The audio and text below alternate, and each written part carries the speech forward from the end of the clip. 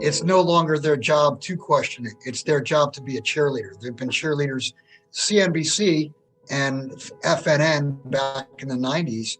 That basically has been their job all along, is to be a cheerleader. We're living in a world where everything's upside down and nothing makes sense. How could a used car be worth? I mean, I saw in their dealership a Ford Bronco that had it only had 500 miles on it. They put it right on the middle of the showroom floor. It sold originally for $66,000. The guy turned it in, flipped it for some type of profit. Now they're selling it for $91,000.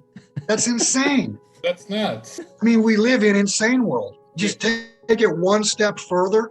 You got gold and silver that cannot default in a world that's going to completely default, and they're being pressured by paper contracts.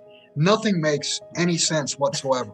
If they're being, we're hearing on the business channels, we're hearing across the board, the Fed's going to raise rates, blah, blah, blah. Maybe that's the plan, is to blow the system up. Mm-hmm. I mean, I've said all along, when everything is said and done, they're going to have to kick the table over. And my number one pick for kicking the table over would be going through with what the practice or drive on was back in October with a cyber attack. Mm-hmm. What does that do? That burns the restaurant down and gets rid of all the evidence. Mm-hmm. Go back 2 years. Just over 2 years ago, we had the repo crisis in, I think it was September 18th of 2019, where the Fed had to step up every night and put $100 billion into the overnight system to cap, to keep rates from going back to 10%, which is where they went overnight. And then COVID came along. Mm-hmm. Was that not convenient? Yeah, it was. I mean, COVID slowed down the demand. COVID created less demand for credit. So it was a pressure valve, whatever you want to call it. It was like GLD was for gold back in 2004, 2005. It diverted capital from real gold to paper or whatever. Canada gets almost their entire food supply from the US. So, I mean, I haven't seen it. Ivan, you live in Canada. I would imagine the shelves are already starting to get bare, and you're seeing that in the US. I mean, I was just at the grocery store this morning, and there's several types of goods that the shelves are empty. And what's happening now is they're not getting resupplied in Canada. I would imagine within the next week or two, you're going to have a lot of really pissed off Canadians because they can't get food. And I've said this for a long time. Every day that you wake up, we're only 72 hours away from anarchy. And the reason being, that's basically how much grocery stores have on hand is 3 days worth of food. And that's just about the amount of time that a human stomach can last without food, without the person becoming irate. Mm-hmm. Yeah. How is it possible that these automakers, look at the stocks, Toyota, Ford, General Motors, how is it possible that these automakers stocks are trading close to their 52-week highs, at least above the mid-range, but yet they're not selling any cars? I mean, go to any car dealer and they've got, 12 cars, 18 cars, and in the past they had 300 of them. So that's right. How is it that these stocks are pushing, how are these stocks bid? Yeah, I mean, that's hey, the Fed prints crazy amounts of dollars and puts it into the system, and weird things start happening. It's got to go somewhere.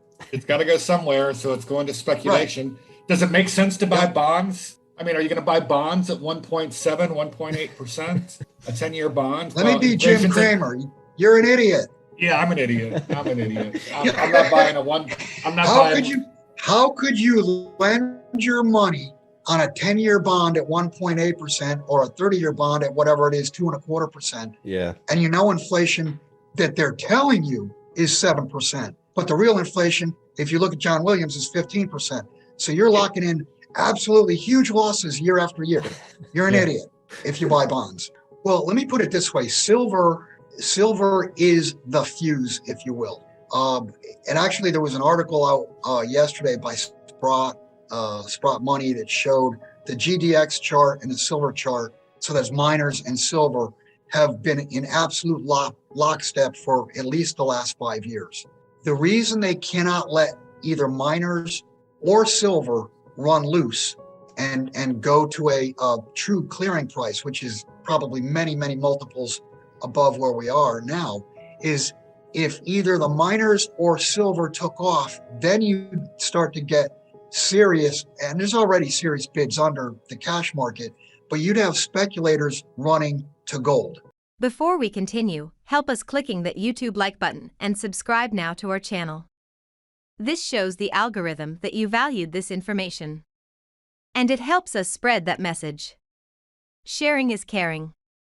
And now, let's continue. I have bad news for you. If you're not rich by now, you're screwed. And if you're in debt, you're even double screwed. How so, you might wonder? Well, the sad truth is that you're working your whole life to make someone else rich. The mega corporations, the banks, the politicians, everyone is getting richer. They get your money. And what is even worse, they get your time, they get your life.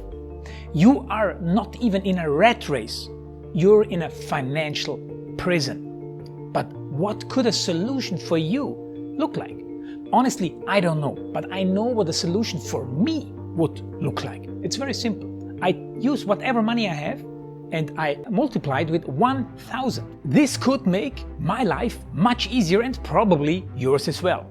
If you have $1,000 available and multiply this with 1,000, I believe that this could solve some financial issue for the one or the other. Of course, if you're ugly, you would have to multiply it with much more than 1,000. My name is Markus Dahn, and this is what I decided to do. I decided to 1000x my money. This is not a joke. I know what you may be thinking. What is this guy talking about? How should this work? This is not possible. Well, I made a detailed video where I laid out my plan. And some clever folks might even want to look at this plan and copy it and do exactly what I do. This is just a little hint on the side. You have two options. You leave, you forget what you have seen. You do whatever you're doing and you hope that somehow you get some other results. Good luck with that. Or you click the link below the video. You enter your email address because I'm not showing this to everybody. You at least watch my video on how I plan to 1000x my money. The choice is yours. Make the right choice. Join me. See what a different future you could have. See at least how I intend, how I plan to do the 1000x. So click on the link below, enter your email address, and I see you on the other side. Your Markus Dahn.